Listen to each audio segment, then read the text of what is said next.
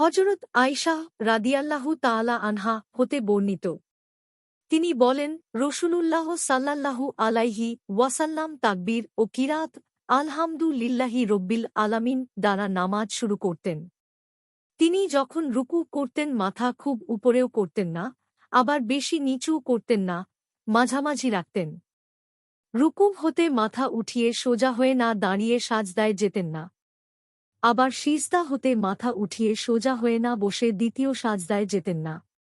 প্রত্যেক রাকাতের পরই বসে আত্তাহিয়াতু পড়তেন।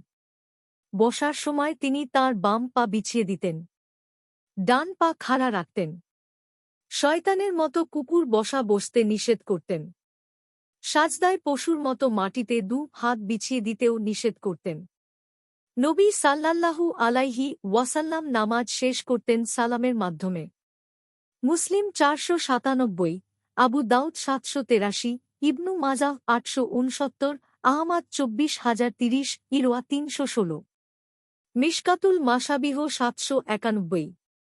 হাদিসের মান সহিহ।